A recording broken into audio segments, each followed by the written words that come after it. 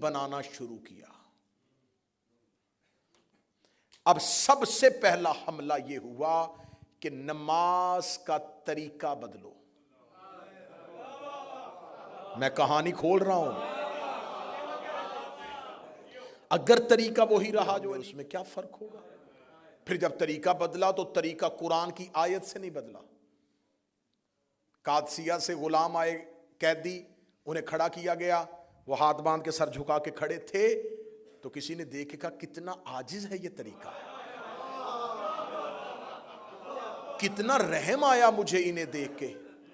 اگر مسلمان بھی اللہ کی بارگاہ میں ایسے جائیں تو اللہ کتنا رحم کرے گا، چلو کل سے ہم نماز ایسے پڑھیں گے۔ یہ کیسے ہوا؟ میں حقائق پڑھ رہا ہوں۔ یہ کیسے ہوا؟ قرآن کی آیت سے نہیں، ایک ذاتی سوچ سے۔ یہ کس نے بدلا؟ اگلی سطر مجھے آخری بندے تک تائی چاہیے۔ یہ اس نے طریقہ بدلا جس نے زہرا سے کہا تھا کہ کہاں لکھا ہوا ہے۔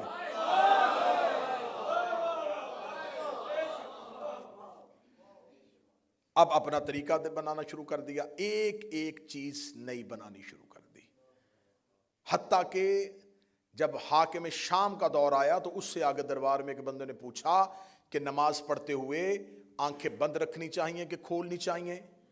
اس نے کہا مسجد میں جا کے علی کے کسی شیعہ کو دیکھنا، اگر وہ بند کرتا ہو تم کھول لینا، وہ کھولتا ہو تو بند کر لینا۔ یہ میں نے کل کی گفتگو یہاں پہ آ کے روک دی تھی کہ پورا جہاں جہاں اسلام ہے وہ فدق کی وجہ سے۔ اگر کوئی کہے کہ اس طرح اسلام فدق کی وجہ سے تو نہیں پھیلا، تو جب رسول نے پہلی تقریر کی تھی نا دعوت العشیرہ، وہ 40 کافروں میں کی تھی، پھر وہ 40 کافر مسلمان ہوئے تھے۔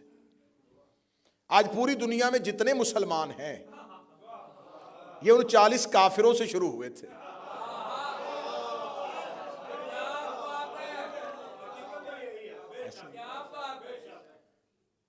جب ہم دیکھیں جیسے جیسے ہم تاریخ میں آگے بڑھتے جائیں گے ہمارے مسائل مزید گھمبیر ہوتے جائیں گے، مزید پریشان ہوتے جائیں گے۔ اگر ہم نے غلط فہمیاں ختم کرنی ہے تو ہمیں پچھلے قدم واپس پلٹنا ہے۔ جیسے آگے بڑھتے جا رہے ہیں کتابیں زیادہ ہوتی جا رہی ہیں، لوگ زیادہ ہوتے جا رہے ہیں، علماء زیادہ ہوتے جا رہے ہیں، بحثیں زیادہ ہوتی جا رہی ہیں، مذہب زیادہ۔ اس سے 100 سال پیچھے جائیں کتابیں بھی کم ہو جائیں گی، لوگ بھی کم ہو جائیں گے۔ پھر اس سے 100 سال پیچھے جائیں اور کمی آ جائے گی، پھر اس سے 100 سال پیچھے جائیں اور کمی آ جائے گی۔ جیسے جیسے ہم تاریخ کا فاصلہ الٹے قدم لیفہ، اب یہ مدینہ مرکز میں تقریر شروع ہو چکی ہے جی، اب یہ مدینہ مرکز میں منبر پہ نبی کے جانشین کی حیثیت سے بیٹھ گئے، تو اب انہوں نے نظام اسلام کو صرف مدینے تک نہیں پہنچانا تھا۔ ایک یمن سے بندہ چلے، ایک مصر سے بندہ چلے، ایک دمشق سے بندہ چلے، ایک فارس سے آ جائے، ایک ہندوستان سے آ جائے، اسے نبی کو نہیں دیکھا، وہ نبی کی زندگی میں آیا ہی نہیں۔ یمن تک پیغام پہنچ گیا کہ مکہ میں ایک رسول آیا تھا جس نے مدینہ میں پہنچ کے بتا دیا ہے اور اس کا مذہب سچا ہے۔ وہ شخص جب چلتا چلتا مدینے پہنچا، نہ اس نے قرآن کی آیتیں دیکھی تھی، نہ اس نے نبی کے چہرے کی زیارت کی تھی، وہ مسلمان ہونا چاہتا تھا۔ اب اسلام کا مرکز اور کیپٹل تھا مدینہ۔ جب وہ مدینہ پہنچتا تھا تو وہ پہلا سوال کرتا تھا تمہارا نبی کہاں ہے؟ وہ دنیا سے چلے گئے۔ اس کے بعد جانشین کون ہے؟ اب میں پورے تاریخ کے اس واقعات کو یوں آپ کے سامنے نکالنے رکھا ہوں۔ اب جب وہ پہنچتا دربار میں اور آ کے سوال کرتا کہ جانشین پیغمبر کون ہے، وہ صاحب جو منبر پر بیٹھے، وہ آگے کہتا جی دیکھیں مجھے میرے گاؤں، میرے دیہات، میرے قصبے، میرے شہر تک پیغام پہنچا کہ ایک دنیا میں مذہب آ گیا ہے جو سچا ہے۔ مجھ تک پیغام دیر سے پہنچا، میں نے نبی کی زیارت نہیں کی، مجھے اسلام کے کسی کانسیپٹ کا نہیں پتا، مجھے کسی تصور کا نہیں پتا، آ گیا ہوں آپ کے پاس، اب مجھے پہلے دن سے اسلام بتائیں۔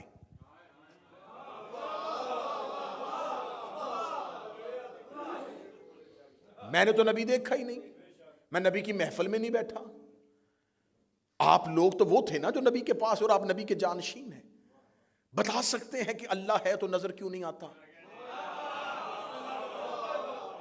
بتا سکتے ہیں کہ اس نے طاقت صرف فرشتوں کو کیوں دی ہے؟ بتا سکتے ہیں کہ تمہارے مذہب میں ابراہیم اور اسماعیل کا تصور کیا ہے؟ بتا سکتے ہیں کہ تم موسیٰ کی لوحوں کے بارے میں کیا یقین رکھتے ہو؟ کیا تمہیں خبر ہے کہ حواری نے عیسیٰ کون کون تھے؟ چلو یہ باتیں چھوڑو، تم مجھے بتاؤ تمہارے مذہب میں نمازیں 5 ہیں، کیوں 5 ہیں؟ اب جس کو یہ سب کچھ پتا تھا وہ گھر میں بند تھا. نوجوان میرا ساتھ دینا، میں تاریخی مجلس آپ تک پہنچانے لگا ہوں. وہ اکیلا نہیں تھا، وہ قرآن کے ساتھ تھا.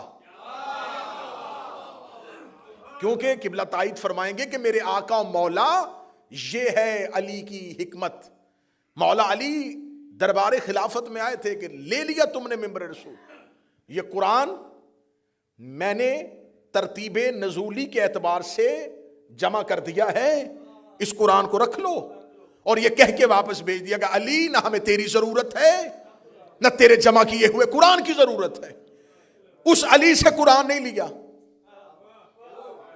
آج تک مسلمان قرآن کو اس کی ترتیب نزولی کے اعتبار سے اکٹھا نہیں کر سکے.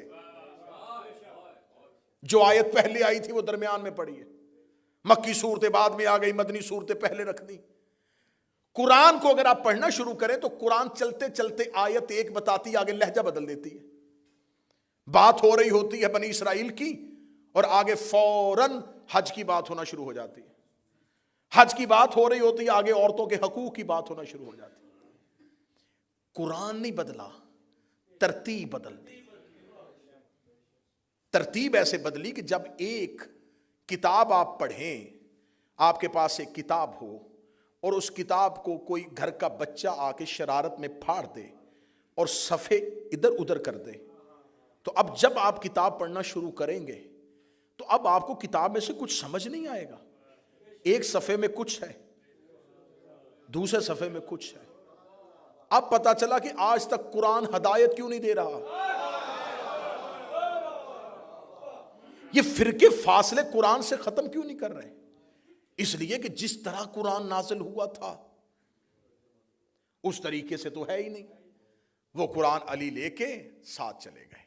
اب یہاں پر الزام لگایا جاتا ہے کہ شیعہ یہ کہتے ہیں کہ ان کا قرآن اور ہے. ہمارا قرآن اور نہیں ہے، قرآن یہی ہے، لیکن ترتیب وہ نہیں ہے جس طرح نازل ہوا تھا. اور یہ آپ بھی مانتے ہیں کہ قرآن کی پہلی آیت کہاں پڑی ہے، قرآن کی آخری آیت جو آئی تھی وہ کہاں پہ پڑی ہوئی ہے. اس کا مطلب ہے قرآن نزول کے اعتبار سے نہیں، جیسے نازل ہوا تھا ویسے نہیں. اب فوراً سوال کیا جاتا ہے کہ اچھا اگر یہ قرآن علی کے پاس تھا تو جب علی کی حکومت آئی تھی، جو سوال بعد میں تقریر پہ ہونا ہے میں اس کا جواب پہلے دینے لگا ہوں. پھر علی اپنے دور میں اس قرآن کو مسلمانوں کے لیے نافذ کر دیتے. اگر مولا امیر المومنین اپنی چوتھی خلافت میں وہ قرآن لے آتے جو علی نے گھر میں ترتیب نزولی کے اعتبار سے جمع کیا تھا تو اس کے بعد ہر آنے والا خلیفہ اپنا قرآن لے کے آتا اور الزام سارے کا سارا امیر المومنین پہ آتا کہ پہلے 3 خلفاء نے قرآن نہیں بدلا تھا. تو آج ہر گھر میں علیحدہ قرآن ہوتا. آج بڑے فخر سے جو سینہ چوڑا کر کے کہتے ہو نا مسلمانوں کا قرآن ایک ہے، علی کی وجہ سے ایک ہے، مولا امیر المومنین کی وجہ سے ایک ہے.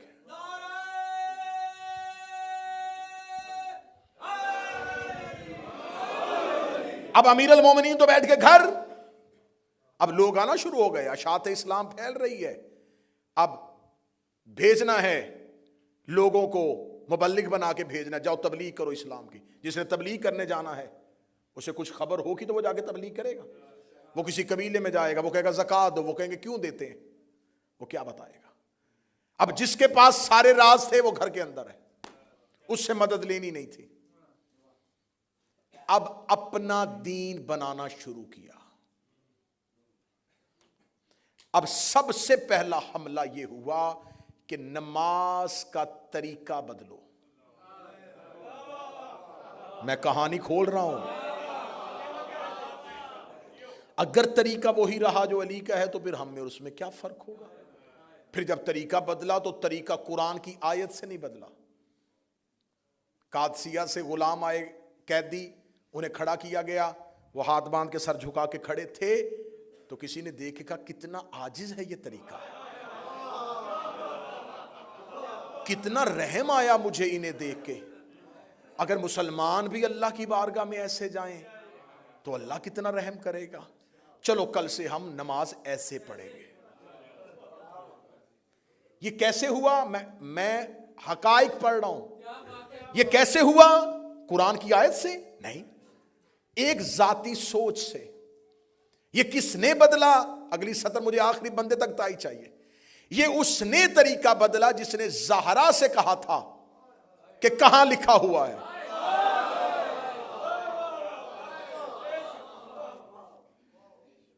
اب اپنا طریقہ بنانا شروع کر دیا, ایک ایک چیز نئی بنانی شروع کر دی.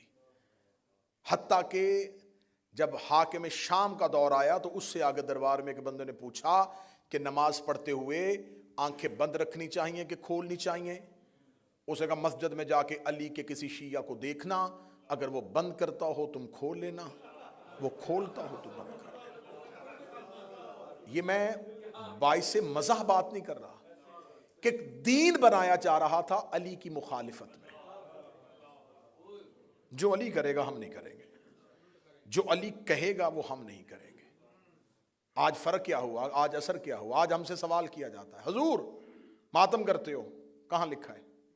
قرآن میں کہاں لکھا ہے؟ کڑی پہننا قرآن میں کہاں لکھا ہے؟ زلجنا نکالنا قرآن میں کہاں لکھا ہے؟ اچھا ہمیں فخر ہے, میں جب بھی اب یہ بات کرتا ہوں تو میں ممبر سے اپنی قوم سے کہا کرتا ہوں فخر کیا کرو, ہم علی کے نوکر ہیں. ساری زندگی خلافتوں نے سوال علی ہی سے کیا تھا. جو چپ بیٹھے ہو تمہاری اپنی مرضی ہے. ہر سوال علی سے آ کے کرتے تھے, علی یہ کہاں لکھا ہے, علی یہ کہاں لکھا ہے, علی یہ کہاں لکھا ہے. زندگی میں علی بتاتے رہے, اب علی والوں سے پوچھا جا رہا ہے یہ کہاں لکھا ہے, یہ کہاں لکھا ہے, یہ کہاں لکھا ہے. تو میں کہا کرتا ہوں کہ اگر ہم بتا بھی دیں کہاں لکھا ہے, آپ نے پھر بھی نہیں کرنا, تو آپ کس لیے دیکھنا چاہتے؟ اگر آپ نے سب کچھ قرآن ہی سے دیکھنا ہے تو میں آج آخری مجلس میں سوال رکھ رہا ہوں آپ کے سامنے, یہ جو آپ نے نبی کے بعد طریقہ خلافت کا لیا, یہ قرآن میں کہاں لکھا ہے؟ بات ختم کرنے لگا ہوں جی, جھگڑے آسان کرنے لگا ہوں, لڑائیاں ختم کرنے لگا ہوں, شیعہ سنی کو ایک دوسرے کے قریب کرنے لگا ہوں. جائیں جا کے مذہب اہل سنت کے بڑے سے بڑے اسکالر کو اٹھا لینا, اس کی کتاب اٹھا لینا, اگر زندہ ہے تو اس سے جا کے پوچھ لینا کہ ہمیں بتائیں کہ سنت کسے کہتے ہیں اور بدعت کسے کہتے ہیں. اس کا سنت آسان ترین ترجمہ یہ ہے, نبی جو کام کہے اور کرے اس پر عمل کرنا اسے سنت کہتے ہیں. نبی جو زندگی میں کہے اور کرے اس کو کرنا اسے سنت کہا جائے. یہ آسان ترین ترجمہ ہے. نبی اپنی زندگی میں جس کام کا حکم دے اور جو کر کے دکھائے اس پر عمل کرنا اسے سنت کہتے ہیں. ہم نے اہل سنت کے علماء سے پوچھا بدعت کسے کہتے ہیں؟ اس کا جو کام نبی نے اپنی زندگی میں نہ کیا ہو اور نبی کے بعد کیا جائے اسے بدعت کہتے ہیں. اس کا مطلب سنت وہ جو نبی کہے اور کرے, بدعت وہ جو نبی کے بعد شروع ہو. اگر گھر میں بیٹھ کے گالی دینی ہے تیری اپنی مرضی ہے, سوشل میڈیا پہ میرے مذہب کا مذاق اڑانا تیری مرضی ہے, ورنہ حقیقت میں تیری گردن کے اوپر لے کے کھڑا ہو. تیرے علماء نے مانا ہے جو نبی کہے اور کرے وہ سنت, جو نبی کی زندگی میں نہ ہو اور بعد میں ہو وہ بدعت ہے. پھر تجھے ماننا پڑے گا غدیر نبی کی زندگی میں تھا, سقیفہ نبی کے بعد تھا. غدیر سنت ہے, سقیفہ بدعت ہے.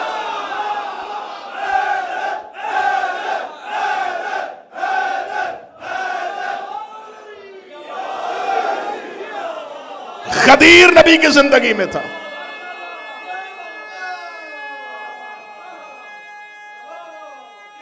بسم اللہ. غدیر نبی کی زندگی میں تھا, سقیفہ نبی کے بعد تھا. اور یہ فیصلہ تیرے علماء کر چکے ہیں, جو زندگی میں کہے اور کر کے دکھائے. غدیر میں منہ سے کہہ رہا تھا, ہاتھ پکڑ کے دکھا رہا.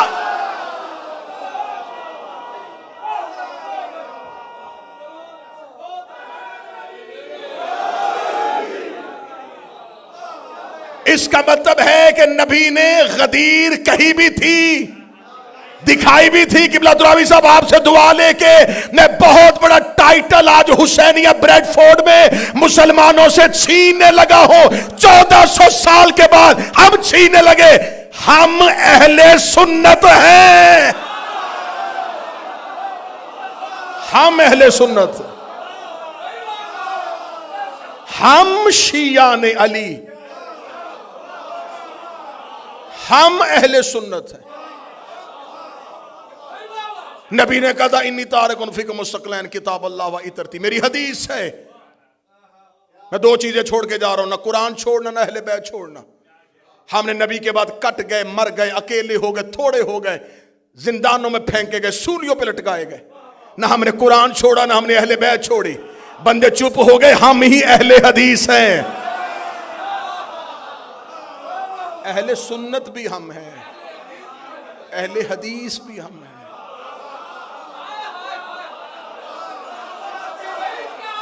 سنت پر بھی عمل ہم نے کیا، حدیث پر بھی عمل ہم نے کیا۔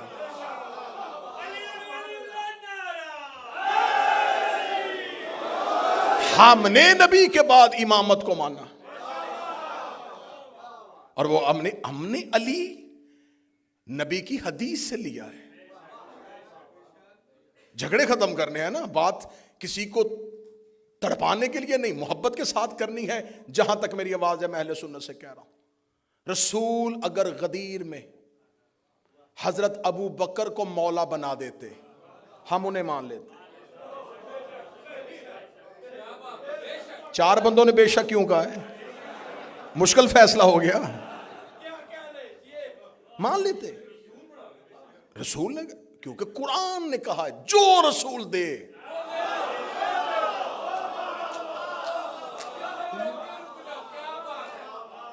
جسے روکے اسے رک جاؤ، رسول نے ہمیں علی دیا۔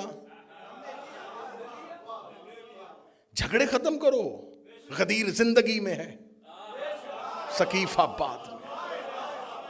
غدیر میں 1.25 لاکھ صحابی ہیں، ثقیفے میں 40 یا 70 لوگ ہیں، زیادہ سے زیادہ تعداد شبلی نما نے لکھ دی 300 اور 1.25 لاکھ کا پھر بھی مقابلہ نہیں۔ غدیر میں رسول نے منبر بنایا ہے، ثقیفہ میں جھگڑا ہو رہا تھا، غدیر میں نبی نے خطبہ دیا ہے، ثقیفہ میں دنگا اور فساد ہو رہا تھا، غدیر میں نبی نے علی کا ہاتھ پکڑا ہے، ثقیفہ میں حضرت عمر نے حضرت ابو بکر کا ہاتھ پکڑا ہے، غدیر میں رسول نے کہا تھا یہ میرا مولا ہے، ثقیفہ میں حضرت عمر نے کہا تھا اسے میں خلیفہ بناتا ہوں۔ اب فیصلہ گھر جا کے کرنا، قبر کی رات بڑی اندھیری ہے اور کفن میں جیب نہیں ہوتی، قبر میں الماری نہیں ہوتی، اندھیری رات ہے، فرشتوں کو جواب دینا ہے۔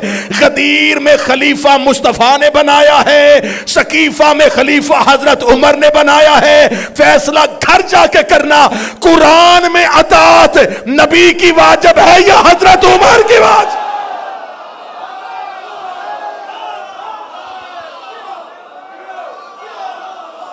اگر تو قرآن میں اطاعت حضرت عمر کی واجب۔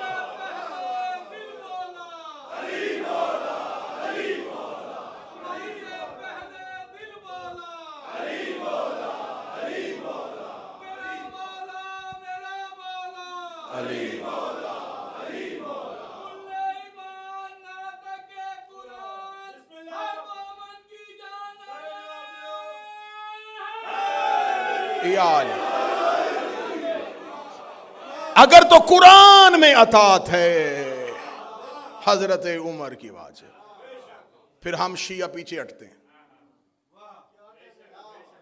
قرآن میں اطاعت مصطفیٰ واجب ہے، قرآن میں اطاعت پیغمبر واجب ہے، اور میں پہلے دن سے پڑھ رہا ہوں آیت کہ خدا نے کہا من یطع الرسول فقط اطاع، جس نے رسول کی اطاعت کی اس نے اللہ کی اطاعت۔ غدیر زندگی میں ہے۔ اب سیدہ جب دربار میں گئیں تو شہزادی نے صرف جگیر کا فیصلہ نہیں کروایا، ابن ابی الحدید کہتے ہیں کہ میں نے اپنے استاد معظم سے پوچھا، چلی جو گئی تھی بی بی، تو ان کو چاہیے تھا کہ وہ دے دیتے جاگیر۔ ابن ابی الحدید کہتا ہے کہ میں لکھ رہا تھا اور میرے استاد نے کہا قلم رکھ، اگلی بات سن اور لکھنا نہ۔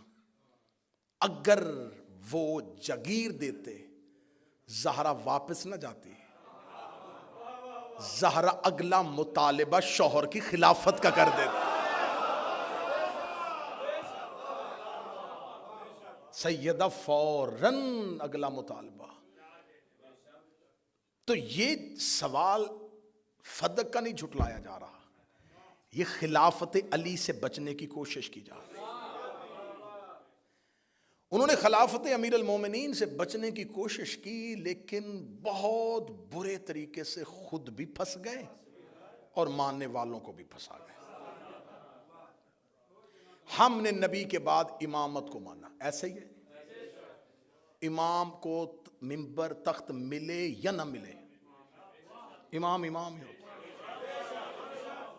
یوسف قید خانے میں بھی نبی تھے، موسیٰ جنگلوں میں پیغمبر تھا، اور فرعون تخت پہ بیٹھ کے بھی لعنتی تھا۔ اس کا مطلب ہے کہ لعنتی تخت پر بھی بیٹھ جائے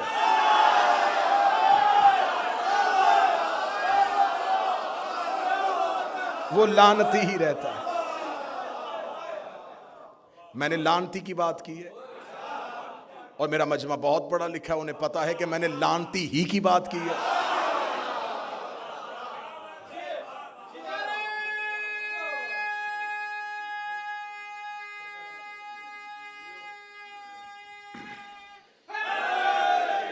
اب اگر فرعون کو بادشاہت مل گئی ہے تو پھر کیا کریں؟ اسے مان لیں؟ نہیں، کوئی مسئلہ نہیں۔ موسیٰ اگر سفروں میں ہے، جنگلوں میں ہے، نبی ہے۔ یوسف قید خانے میں نبی ہے۔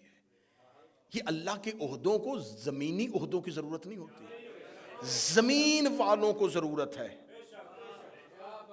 کہ وہ جس کو اللہ نے عہدہ دیا ہے اسے عزت دیں، اسے زمین میں اقتدار دیں، اسے زمین میں حکومت دیں۔ یہ زمین والوں کا حق ہے، ان کو کوئی پرواہ نہیں ہے کہ ان کو یہ تخت دیں گے تو وہ امام ہوں گے۔ امام میں اور خلیفہ میں کتنا زمین آسمان کا فرق ہے۔ خلیفہ کی جب بیعت نہیں ہوتی تو گھر سے نکلتا ہے تو وہ عام مسلمان ہوتا ہے، عام انسان ہوتا ہے نا، کیونکہ ابھی بیعت ہی نہیں ہوئی۔ ممبر پہ آیا، لوگوں نے بیعت کرنی شروع کی تو وہ خلیفہ بن گئے۔ اس کا مطلب یہ ٹائٹل اس نے نہیں بدلا، لوگوں نے بدلا، کیونکہ خلیفہ بنا ہے لوگوں کی بیعت سے، نہ لوگ بیعت کرتے نہ خلیفہ بنتا۔ گھر سے نکلا تھا تو ایک عام پبلک تھا، لوگوں نے بیعت کر دی، خلیفہ بن گیا۔ امام گھر سے نکلے تب بھی امام ہے، اکیلا مسجد میں نماز پڑھ کے واپس چلا جائے پھر بھی امامت کی۔ ہاں، زمینی صورتحال بدلنے سے عزت اور عہدہ نہیں بدلتا۔ اب فقہ کس نے بتانی تھی؟ امام نے۔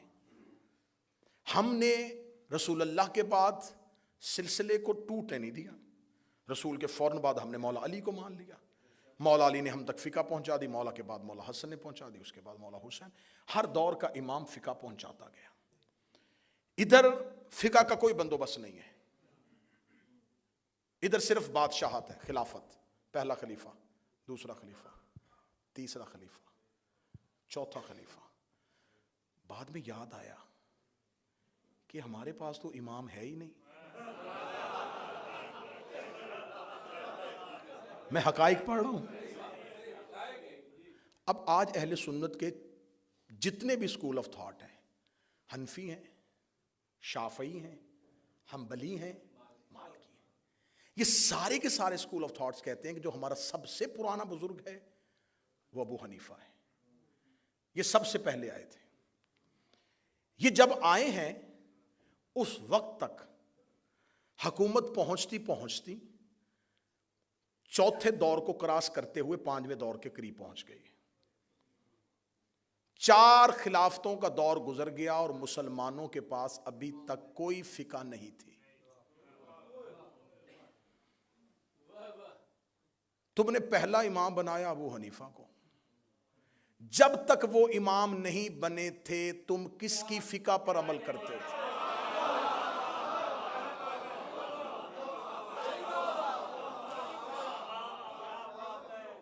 امام ہی کوئی نہیں تھا، کیونکہ پہلے امام تو وہی ہیں۔ جب وہ نہیں تھے کس کی فقہ تھی؟ اگر کسی کی فقہ تھی تو پھر لے کے آئیں کہ اس کے نام سے وہ فقہ ہو۔ فقہ ابو بکر صدیق، فقہ عمر فاروق نہیں، خلافت ابو بکر، خلافت عمر، خلافت عثمان، خلافت معاویہ، خلافتیں ہیں، امامت نہیں۔ اب رسول نے کہا تھا کہ میرے بعد میرے 12 جانشین، سنیں انہوں نے کہا نہیں وہ 12 امام نہیں 12 خلیفہ، ٹھیک ہے بناؤ، بناتے گئے۔ پہلی 3 خلافتوں کا دور، مولا علی کا دور، حاکم شام آ گیا، مروان آ گیا، مروان کے 4 بیٹے آ گئے، اب عباسی بادشاہ آ گئے، چلتے یہ خلافتیں آتی پھیلتی چلی گئی۔ رسول نے کہا تھا کہ 12 پہ تعداد رک جائے گی۔ ہم نے پہلے کے بعد دوسرا، دوسرے کے بعد تیسرا، تیسرے کے بعد چوتھا، چوتھے کے بعد ہم 11 تک پہنچے، 12واں غیبت میں چلا گیا۔ ہم نے اس کا انتظار کرنا شروع کر دیا۔ ہم انتظار کر رہے ہیں اور آج تک کر رہے ہیں اور کرتے رہیں گے جب تک وہ ظہور نہیں فرمائیں گے۔ آپ نے امامت والی لائن نہیں اڈاپٹ کی، آپ نے کہا ہم خلافت والی لائن پہ چلیں گے۔ اب چلتے گئے مختلف بادشاہوں کو خلیفہ بناتے آخر تک آپ پہنچ گئے۔ آپ کے ذہن میں اب کیا کریں؟ اب آپ نے اتنا ڈھیٹ پن کا مظاہرہ کیا کہ آپ کے پاس اب اپنا امام تو تھا کوئی نہیں، آپ نے بھی کہنا شروع کر دیا امام مہدی۔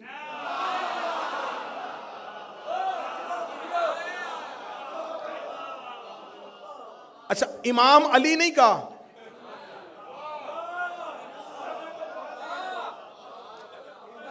پہلی کا چاند باریک ہوتا ہے، کسی کو نظر آتا ہے کسی کو نہیں آتا، لیکن جب 14ویں کا آئے نا،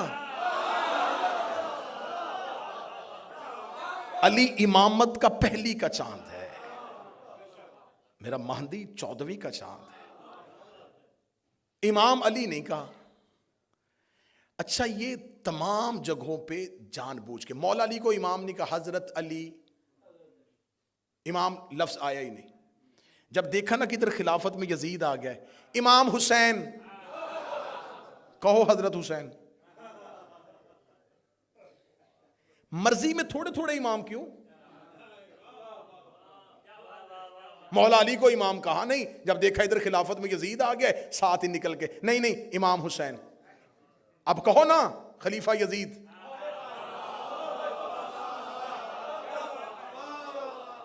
اب خلافت کی لائن سے نکل کے امامت پہ کیوں آ رہے ہو؟ نہیں ہم بھی یزید کو نہیں مانتے، تو کیا کہے گا؟ تو زبان سے نہیں مانتا، تیرا مذہب اسے منوا رہا ہے۔ اب یزید خلافت میں ایک ایسا بدنما دبا تھا جسے آج بھی مسلمان اپنے کھاتے میں لے ہی نہیں رہے۔ یہی وجہ ہے کہ پورا سال چھوڑ کے جو ہی محرم آتا ہے ساتھ ہی کہتے ہیں ہم بھی امام حسین کو مانتے ہیں، ہم سبیل لگاتے ہیں، ہم حلیم کی دیگ دیتے ہیں، ہم 8 محرم کو نیاز بانٹتے ہیں۔ اب امام حسین کے کیمپ میں آنے کی کوشش کی جا رہی ہے کیونکہ اب یزید برداشت نہیں ہو رہا، اب امامت کے کیمپ میں آنے کی کوشش نہیں اب ہم امام حسین کو مانیں گے، ہم بھی امام حسین کو مانتے، ہم بھی امام حسین کو مانتے۔ اتنی آسانی سے حسین ہم نے بھی نہیں دینا۔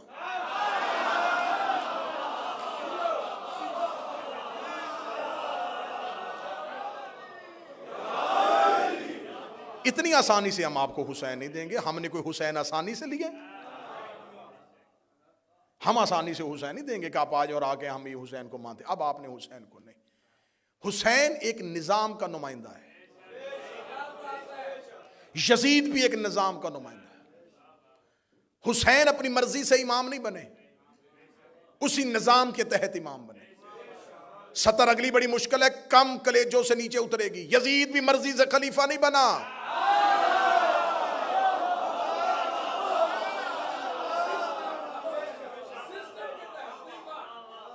زبردستی آگے بیٹھ گیا نہیں۔ کس نے بنایا تھا؟ ہاں وہ اس کے باپ اس کے لیے وصیت کر کے گئے، آ جاؤ آ جاؤ آ جاؤ آ جاؤ آ جاؤ آ جاؤ، باپ وصیت کر کے کہتے باپ کو کس نے بنایا تھا؟ اس کے لیے تیسرے خلیفہ نے سفارش کی تھی، تیسرا خلیفہ کس نے بنایا تھا؟ وہ جی ان کے لیے دوسرے خلیفہ کمیٹی بنا کے تھے، دوسرا کس نے بنایا تھا؟ اس کے لیے پہلا وصیت کر کے چلا گیا تھا، پہلا کس نے بنایا تھا؟ وہ جی سقیفے میں مسلمانوں نے بنایا تھا۔ پھر مان جا یزید سقیفے کی پیداوار ہے۔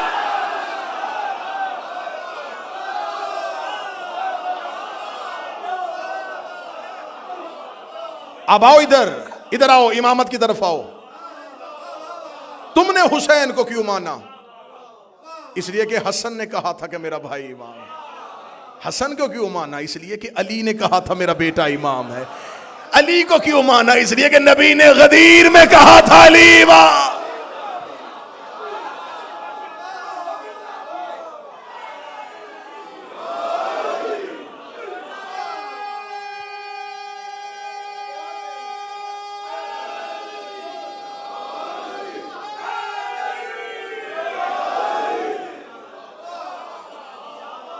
یہ ہے سیدہ کی تحریک۔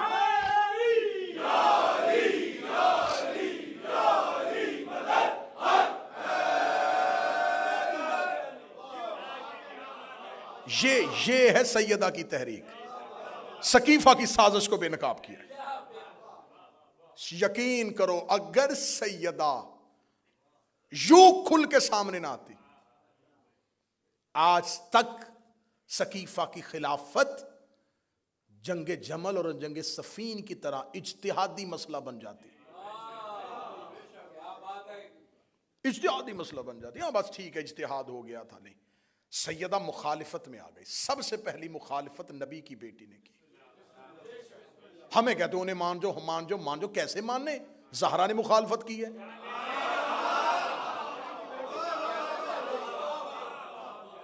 بھئی کیسے تسلیم کر جائے؟ نبی کی بیٹی مخالفت کر رہی ہے، وہ وصیت کر کے جا رہی ہے۔ کیا میں ان لوگوں کو اچھا نہیں سمجھتی؟ میں ان کے لیے بد دعا کروں گی؟ ہم انہیں کیسے تسلیم کر لیں؟ لہٰذا سیدہ نے اس بہت بڑی سازش کو بے نقاب کیا دیا۔ غدیر محفوظ ہو گیا، سقیفہ بدنام ہو گیا۔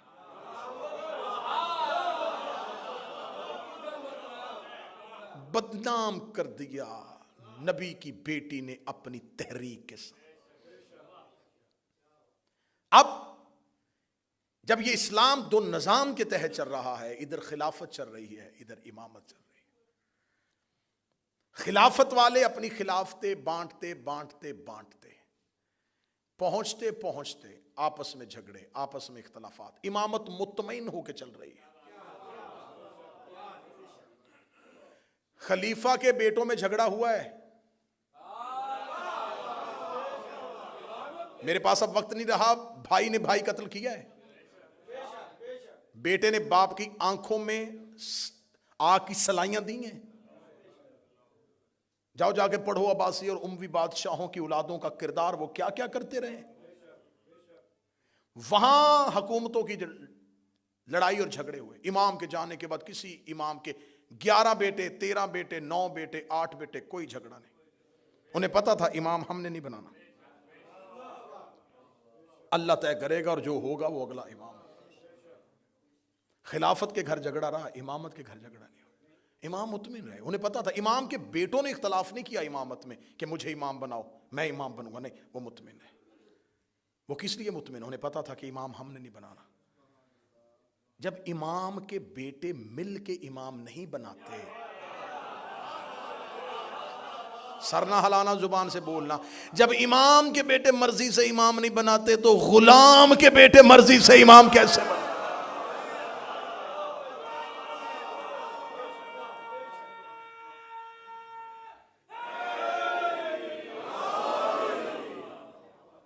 یزید سقیفہ کی تحریک کا ایک مرکزی کردار ہے۔ سقیفہ کا تراشا ہوا مجسمہ یزید ہے، اور غدیر نے جسے سخنور کیا وہ حسین بنا۔ خلافت کی عمر اتنی تھوڑی تھی کہ خلافت کو چھٹے نمبر پہ آ کے یزید جیسی بیماری لگ گئی. غدیر کی عمر اتنی طویل تھی، اس پر 30 نمبر پہ آ کے حسین جیسا پھول کھل گیا. اب یزید حسین سے بیعت نہیں مانگ رہا تھا، سقیفہ پھر غدیر سے بیعت مانگ رہا.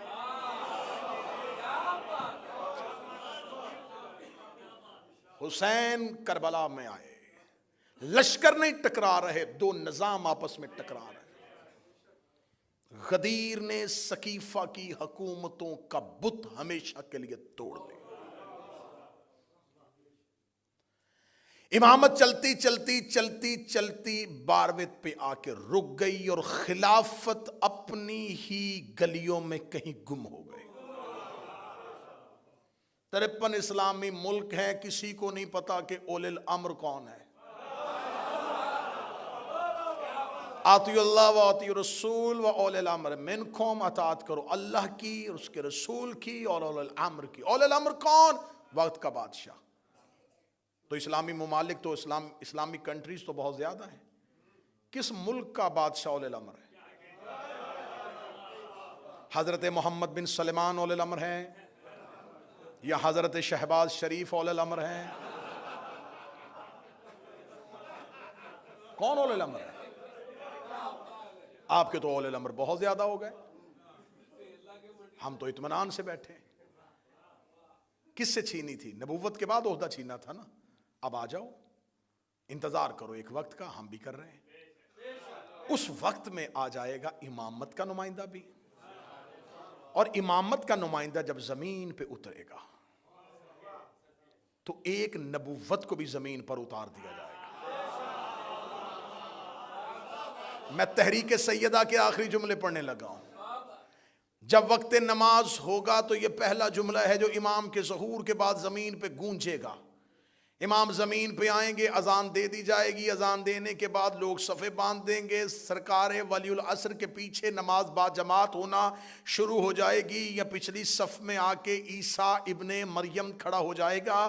عین وقت نماز کے موقع پر زہرا کا بیٹا ایک نظر پیچھے مریم کے بیٹے کو دیکھے گا اور دیکھ کے کہے گا تقدم ابن مریم. مریم کا بیٹا آگے بڑھ، مصلی پہ آ. عیسیٰ کام کے کہے گا میری جرت ہی کیا ہے، میں زہرا کے بیٹے کو نماز پڑھا، میں زہرا کے بیٹے کو نماز پڑھاؤں، میں زہرا کے بیٹے کو نماز پڑھاؤں. اے میرے وقت کا امام، تو فاتح خیبر کا بیٹا ہے، تو حسین جیسے سید الشہداء کا بیٹا ہے، تو زین العابدین جیسے زین العبا کا بیٹا ہے، تو محمد باقر کا بیٹا ہے، تو جعفر صادق کا بیٹا ہے. تجھے کہنا چاہیے تھا کہ کیسے ہو سکتا ہے کہ حیدر کرار کا بیٹا پیچھے کھڑا ہو، کیسے ہو سکتا ہے حسین کا بیٹا پیچھے کھڑا ہو. یہ کیوں کہا کہ زہرا کا بیٹا آگے کھڑا ہوگا؟ میرا 12واں زمانے میں آگے پہلا عقیدہ دے گا. اے اپنے عقیدے درست کرو. جس زہرا کا آخری بیٹا عیسیٰ جیسے نبی کے پیچھے نہیں پڑتا، اس کا باپ محمد کسی بت پرست کے پیچھے.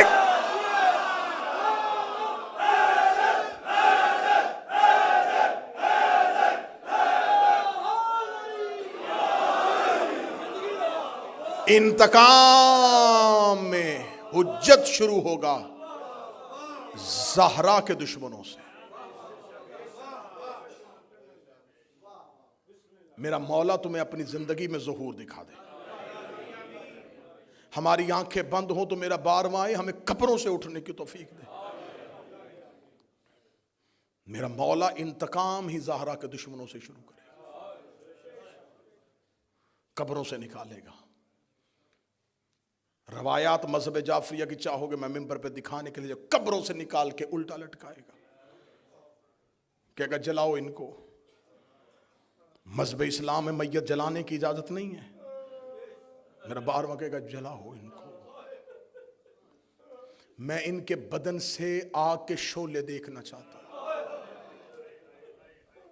اے رحمت للعالمین کا بیٹا، کیوں ان کے جسم سے آگ کے شعلے دیکھنا چاہتا ہے؟ رو کے میرا 12واں کہے گا نہیں بھولی مجھے دادی کے دروازے کی.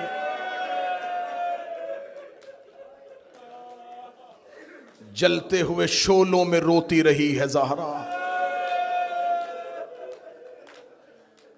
جلتے ہوئے شعلوں میں روئی ہے مصطفیٰ کی بیٹی۔ جن بچوں نے یہ محنت کی ہے، میں مصائب کے آغاز میں ان کے لیے دعا کروں، اللہ ایان عباس کو، ناصر کو اور جتنے بھی بیمار ہیں شفا دے، اللہ فروغ عزا کو، اللہ اس بارگاہ کے منتظمین کو، ان کے عہدے داران کو، ان کی خدمت گزاروں کو، حسین کی ماں کسی کا محتاج نہ بنے۔ فرانس سے آئے ہوئے میرے محترم بابا انوار شاہ جی تشریف فرمائے ہیں، سیدہ ہمیشہ انہیں اپنے گھر کی نوکری نصیب فرمائے، جلتے ہوئے شعلوں میں مارا ہے نبی کی بیٹی۔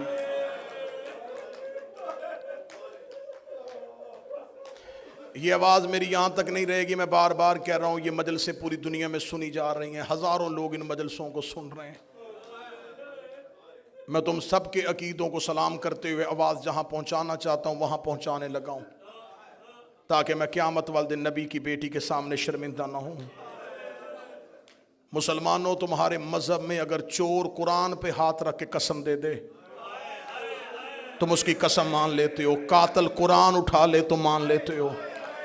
میں مذہب جعفریہ کا ایک ادنا سا طالب علم، حسین کا عزادار، ماتمی حسینیہ بریڈ فورڈ میں بیٹھ کے ممبر پہ مائک پہ دو علموں کے درمیان کھڑے ہو کے کہہ رہا ہوں، مجھے اللہ کی وحدانیت کی قسم، مجھے نبی کی رسالت کی قسم، مجھے زہرا کی عزت کی قسم، مجھے حسن کی عصمت کی قسم، مجھے حسین کی 13 ضربوں کی قسم ہے، میں غلط پڑھوں نبی امت میں سے نہ اٹھائے، علی اپنے پیروکاروں میں سے نہ اٹھائے، حسین اپنے داروں میں سے نہ اٹھائے، میرا حشر قیامت والے دن یہودیوں کے ساتھ کرے۔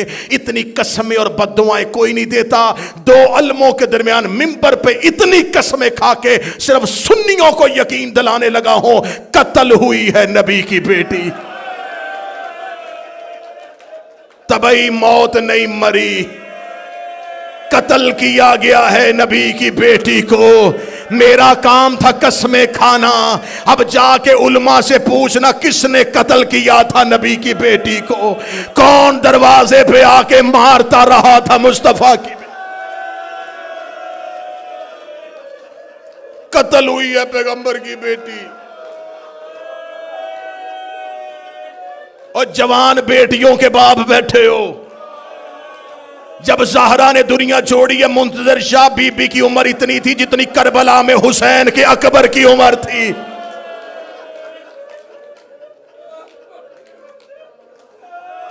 جس کی چھوٹی اولاد ہے مجھے بول کے گواہی دینا، اولاد چھوٹی ہو، اللہ ہر ایک کے ماں باپ سلامت رکھے، اللہ حسیب تیرے باپ کے درجات بلند فرمائے۔ میں ممبر پہ دعائیں دیتا ہوا جملے پڑھتا جا رہا، ماں باپ کا سایہ اولاد پہ اللہ سلامت رکھے۔ اولاد چھوٹی ہو نا، باپ مر جائے، ماں بچے پال لیتی ہے، اللہ نہ کرے کوئی اولاد چھوٹی ہو اور ماں مر جائے، پھر باپ سے بچے پالے نہیں جاتے۔ اولاد چھوٹی ہو اور ماں بیمار ہو نا، کوئی پوچھنے کے لیے آئے تو رو رو کے کہتی ہے مجھے زندگی سے محبت نہیں ہے، لیکن دعا کرو اللہ مجھے صحت دے دے، میرے بچے بڑے چھوٹے ہیں۔ بچے چھوٹے ہوں تو ماں کو موت سے ڈر لگتا ہے، ماں رو رو کے کہتی ہے میں نہ مروں، میری بیٹیاں بڑی چھوٹی ہیں، میرے مرنے کے بعد میرے بچے رل جائیں گے۔ ہر ماں کی حسرت ہوتی ہے میں بیٹوں کے چہرے دیکھوں، میں بیٹیاں عزت کے ساتھ گھر بھیجوں۔ پردے میں میری بہنیں بیٹیوں کے لیے دعا کر رہا ہوں، اللہ تمہیں اولاد کے سر پہ سلامت رکھے۔ ماں کینسر کی مریضہ بھی ہو، اسے موت سے ڈر لگتا ہے کہ میرے بچے بڑے چھوٹے ہیں۔ زہرا کی اولاد چھوٹی تھی اور بابے کی قبر پہ آگے بابا میں مرنا چاہتی ہوں، بابا اب زہرا کو موت دے دے، بابا انہوں نے مجھے بڑا ستایا۔ منہ سے موت مانگی ہے نبی کی بیٹی۔ آج ہم سے کہتے ہو ان کی عزت کریں، خدا نے جتنے عدد خلق کیے اتنی دفعہ ان پہ لعنت۔ रुलाया है इन्होंने नबी की बेटी को। कल मैंने पढ़ दिया जख्म मोहम्मद की बेटी के, तुम्हारी ताकत जवाब दे गई थी, मैं पढ़ ही नहीं सका। मैं देख रहा था कल पढ़ते हुए मजमे से लोग बेसाख्ता हाथ जोड़ रहे थे। इमरान भाई मुझे खबर हो गई, मैं अलमों के दरमियान खड़ा हूं, अभी मैंने पूरे जख्म नहीं पढ़े, पूरे जख्म मैंने तुम्हें नहीं सुनाए। ज़हरा की तदफीन के बाद अली की आवाज आई, सब घर को चले जाओ। हसन हुसैन को घर भेज दिया, अली अकेले बैठे रहे। अब्दुल्ला इब्ने मसूद कहता है मैं थोड़ी देर के बाद जन्नतुल बकी में पहुंचा तो अली जैसा इमाम एड़ियां रगड़ के रो रहा था। अब्दुल्ला इब्ने मसूद कहता मैंने पहली बार अली को बच्चों की तरह रोते देखा। मैंने अली के पांव थामे, मैंने रो के कहा या अली ऐसे क्यों रो रहे हैं? रो के दे अब्दुल्ला मेरे गले में बाहें डाल, मुझसे मदीने में कोई दर्द नहीं सुन रहा। मैं बेटों के सामने रो नहीं सकता, मैं बच्चियों के सामने रो नहीं सकता। अब्दुल्ला जब मैं ज़हरा को गुस्ल दे रहा था, ज़हरा की पसलियां टूटी हुई थी, ज़हरा की पसलियां शहीद हो चुकी थी। कितनी जख्मी थी मोहम्मद की बेटी,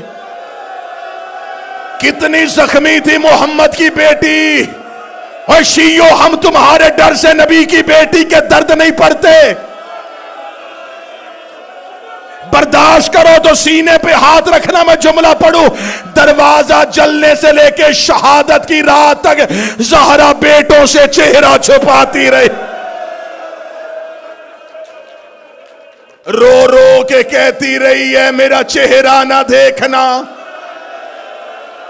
एक दिन आके हसन ने कहा था अम्मा चेहरा क्यों छुपाती हैं? रो के कहा जब मैं मर जाऊं मेरे कफन के बंद खोल लेना। शहादत की रात हसन मां के जनाजे पे आए, हसन ने बीबी के कफन के बंद खोले। हसन ने दरवाजे से बाबे की तलवार निकाली। हुसैन की आवाज आई मेहसन कहाँ जा रहा है?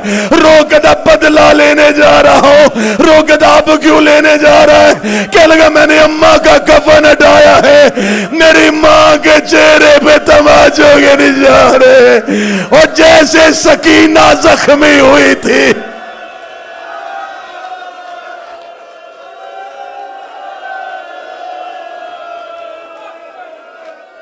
अजरुक मिन अल्लाह, अजरुक मिन अल्लाह, अजरुक मिन अल्लाह। शुरू है अयाम फातिमिया, 3 जमादियो सानी तक रोना, 3 जमादियो सानी तक रोना। पता नहीं किस रात दफनाया था अली ने, कौन सी रात दफन किया था अली। मेरा मौला किबला तुराबी साहब जाते रहते हैं, मेरा मौला तुम्हें मदीने ले जाए। आज भी जन्नतुल बकी में ज़हरा की कब्र की अलामत गुंबद नहीं पत्थर है, पत्थर अलामत है। आज इमाम ज़ादों की हरम है, ज़हरा की कब्र अलामत गुंबद नहीं पत्थर। मोमिनीन जन्नतुल बकी के बाहर बैठे रहते, फजर के बाद गेट खुलता है, लोग अंदर जाते, छुप छुप के ज़हरा की कब्र को देखते। जंजीरें लगी हुई हैं, सिपाही कुर्सियों पे बैठे हुए हैं, आने वालों का चेहरा देखते हैं, कोई रो तो नहीं रहा, कोई ज़हरा की कब्र को देखने तो नहीं रहा। सर पे कुरान रख के बताओ, आज इस मुल्क में रहते हो, ईसाइयों के कब्रिस्तान पे भी चले जाओ, किसी कब्र के बाहर जंजीरें लगी होती हैं। ज़हरा की कब्र के बाद लोहे की जंजीरें। मैं जुमला कहूं जो सैयद बैठे माफ कर देना, आज भी कैद है मोहम्मद की बेटी।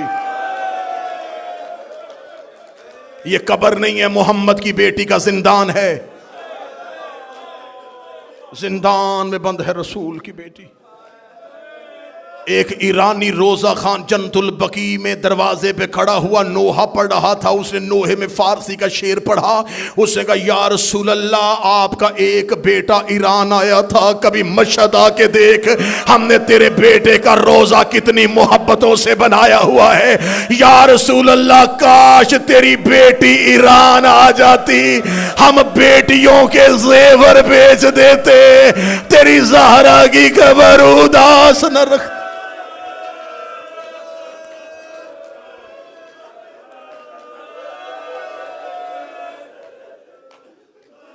آج بھی جنت البقیع میں اداسی ہے۔ محسن نقوی شہید نے کہا تھا اے خاک مدینہ تیرے ذروں میں ابھی تک ہم بنت پیغمبر کی لحد ڈھونڈ رہے ہیں۔ آدھی رات کو چھپا کے آ گئے علی بطول کو۔ کل میں نے پڑھ دیے تھے زہرا کے جتنے زخم تم برداشت کر سکتے تھے، آج سیدہ کا اٹھتا ہوا جنازہ سننا۔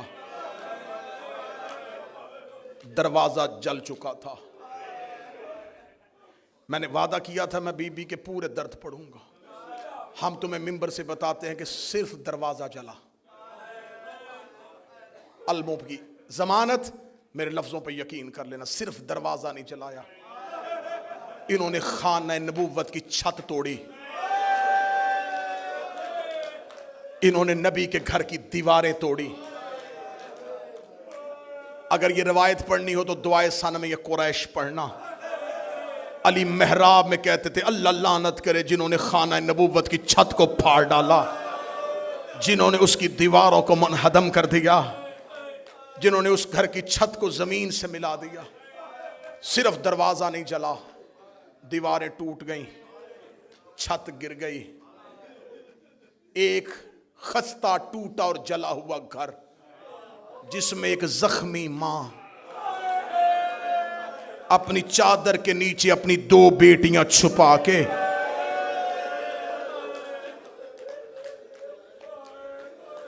کبھی زخمی پہلو سے زینب کو لگاتی، کبھی زخمی ہاتھ سے حسین کا چہرہ چومتی۔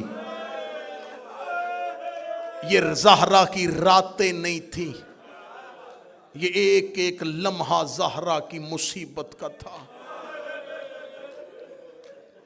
جب علی کو لے کے یہ مدینے کے بازار میں گئے، کتب معتبرہ کہتی ہیں کہ سیدہ اپنے سر پہ نبی کا کرتا لے کے اور ایک ہے نبی کا امامہ سر پہ رکھ کے زخمی زہرا بازار میں آئی، آواز دے گا اگر تم نے علی کے گلے سے رسی نہ نکال لی میں سر کے بال کھول کے بددعا کروں گی۔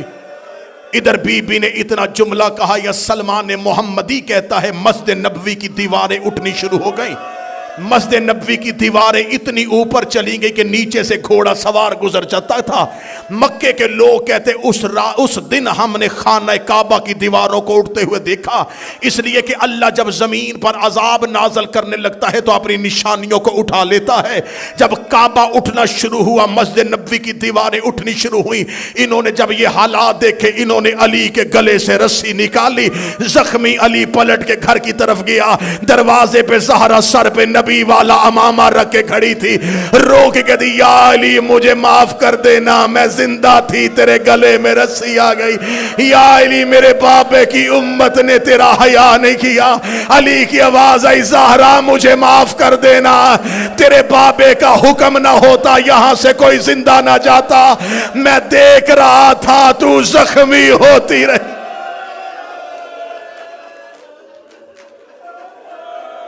گھر میں آ گئے علی، گھر میں آ گئی زہرا،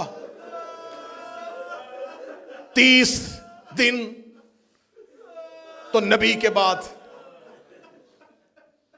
75 دن 90 دن ہر رات روتی رہی۔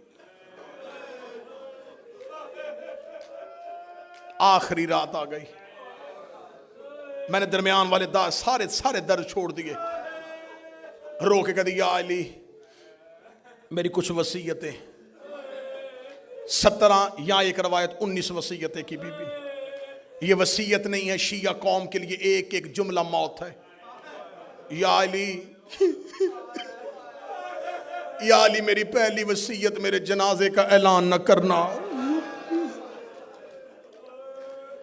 یا علی مجھے رات کی تاریکی میں دفنا دینا، یا علی یہ نام جو میں بتا رہی ہوں اگر یہ آئیں بھی انہیں بزور شمشیر روکنا، انہیں میرے جنازے پہ نہ آنے دینا۔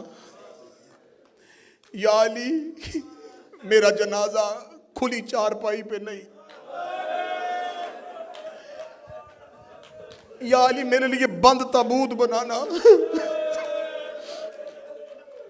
مدینے میں جناب زہرا کے جنازے سے پہلے تابوت نہیں اٹھتا تھا، لوگ چارپائیوں پہ جنازے اٹھاتے تھے، کھجوروں کے پتوں پہ جنازے اٹھتے تھے۔ پہلی بار بی بی نے جناب ام ایمن سے کہا تھا، شرم آتی ہے عورت کو کھلی چارپائی پہ لے جایا جائے۔ ام ایمن نے کہا، رسول کی بیٹی، حبش کے لوگوں کا میں نے ایک طریقہ دیکھا ہے، وہ میت کو ڈھانپتے ہیں، کیسے؟ کمان کی طرح کھجوروں کی شاخیں لگاتے ہیں، اس کے اوپر کھجوروں کے پتے رکھ دیتے ہیں، یہ تابوت بنتا ہے۔ بی بی کہتی ام ایمن مجھے بنا کے دکھا۔ ام ایمن نے بنایا، فرمایا جب میں مر جاؤں نا علی کو ایسا تابوت بنا کے دینا۔ بی بی نے وصیت میں کہا، یا علی میں نے ام ایمن کو بتا دیا ہے میرا جنازہ بند تابوت میں اٹھانا۔ یا علی خاموشی سے میرا جنازہ لے کے چلے جانا۔ یا علی میرے بعد بنی کلابیہ مستور جس کا نام فاطمہ، اس سے شادی کرنا۔ یا علی اس کے بطن سے ایک بچہ پیدا ہوگا، اس کا نام عباس رکھنا۔ یا علی جب عباس دنیا میں آئے اس کے بازو چوم کے کہنا اماں فاطمہ سلام کہتی تھی۔ یا علی میرے بعد اگر کوئی فدق دے تو میرے عباس کی اولاد کا حصہ رکھ لینا۔ یا علی میرے حسین کو رات کو پیاس بڑی لگتی ہے، اس کے پانی کا خیال رکھنا۔ یا علی میری زینب پردے کی بڑی عادی ہے، کوشش کرنا دن کی روشنی میں گھر نہ آنا۔ زہرا وصیتیں کرتی رہی، علی روتے رہے، زہرا وصیتیں کرتی رہی، علی روتے رہے۔ بی بی نے علی کو وصیتیں کی، بی بی نے حجرے کا دروازہ بند کیا، مصلی عبادت پہ آ گئی محمد کی بیٹی۔ ایک روایت کہتی ہے حسنین قبر محمد پہ تھے، ایک کہتی دروازے پہ بیٹھے تھے۔ یا بی بی کی تسبیح کی آواز رکی، تسبیح کی آواز کا رکنا تھا، اولاد نے دروازہ کھولا، قالوا ان للہ وَإِنَّا إِلَيْهِ رَاجِعُونَ۔ زہرا دنیا سے جا چکی تھی، علی کے گھر میں جب بچوں کو پتا چل جائے نا کہ ماں مر گئی ہے، اس گھر میں حالت کیا ہوتی ہے؟ بچے چیخ مار کے روتے ہیں۔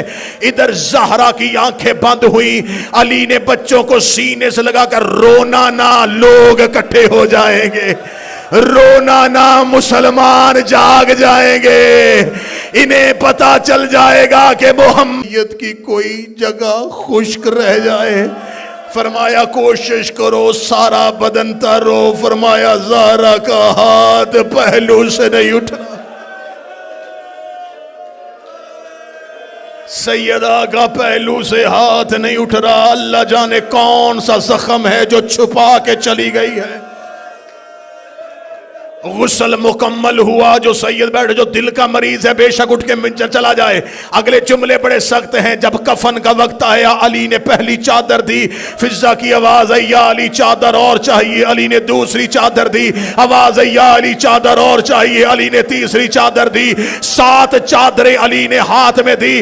دیکھے گا فضا چادریں 7 کیوں لے لی ہے؟ رو کے فضا نے پردے سے دونوں ہاتھ علی کے قدموں پہ رکھے، رو کہ تیری غیرت کی قسم ہے زہرا کا خون بند نہیں ہو رہا، اتنی زخمی ہے محمد کی بیٹی، اتنے گہرے زخم ہے نبی کی بیٹی۔ علامہ مجلسی لکھ گئے بہار میں 7 چادروں کا کفن مل گیا، ہو گیا جنازہ تیار۔ ٹوٹا ہوا گھر، گری ہوئی دیوار، جلا ہوا دروازہ، اس کے اندر ایک حجرہ، اس حجرے میں اس شہزادی کا جنازہ، जनाजे पे 2 बेटियां, उस हुजरे की दहलीज पे 2 बच्चे, घर के मरकजी दरवाजे पे कब्जा तलवार पे पेशानी रख के अली। एक बार अली मदीने का बाजार देखते, थोड़ी देर के बाद हुजरे में आके कहते हुसैन हसन उठो, मां का जनाजा उठाएं। अगले 2 पाए हसन उठाते, पिछले 2 पाए 2 बेटे उठाते। हुजरे से निकल के जनाजा सहन में आता, अली फिर जनाजा वापस ले जाते। रो कहते जनाजा रख दो, अली फिर दरवाजे पे आ जाते। फिर मदीने की गली को देखते, फिर जाते। रो कहते उठा हसन जनाजा, फिर जनाजा उठाते, फिर दरवाजे पे आते। जिस बंदे ने पूरी जिंदगी का मातम लेना है, 7 मरतबा जनाजा दरवाजे पे आया, 7 मरतबा हुजरे में गया। हसन की आवाज आई, बाबा जनाजा लेके बाहर क्यों नहीं जा रहे? अली की आवाज आई, हुसैन को ना बताना मर जाएगा। हसन तू मेरे बाद इमाम है अकेला। हसन को जाके दरवाजे पे खड़ा किया। बाहर मदीने के चौक में लोग कह के मार के कह रहे थे, या अली तूने हमारे मर्दों को मारा था, हमने तेरी मस्तूर को मारा है, हमने तेरी खातून को मारा है। अली रो के कहते मर जाएगा मेरा हुसैन, मर जाएगी मेरी ज़ैनब।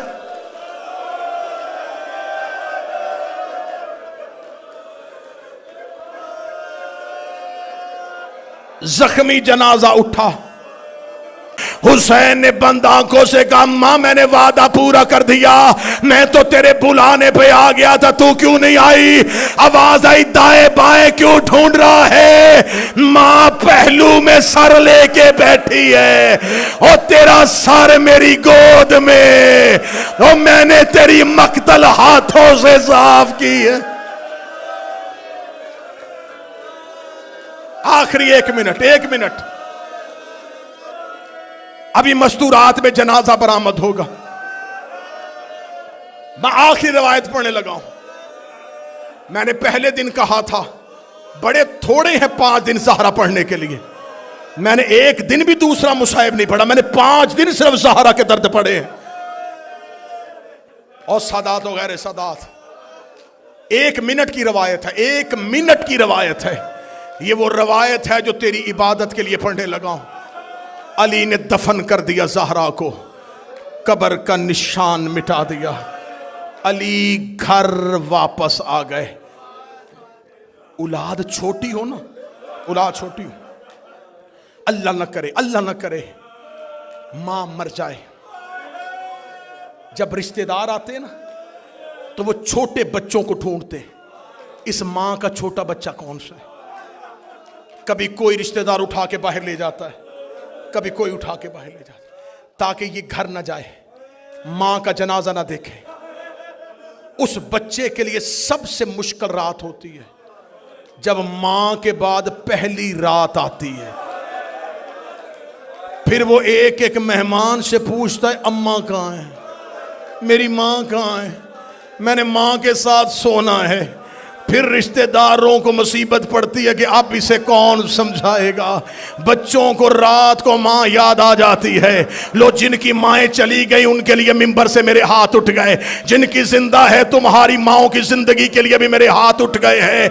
अली ने ज़हरा को दफना के अली घर आ गए। अली घर आके नमाज शब के लिए अली ने मुसल्ला बिछाया। अली ने मुसल्ला बिछाया, अभी अली तकबीर कहने लगे, फिजा की आवाज आई, या अली अभी नमाज शुरू न करना।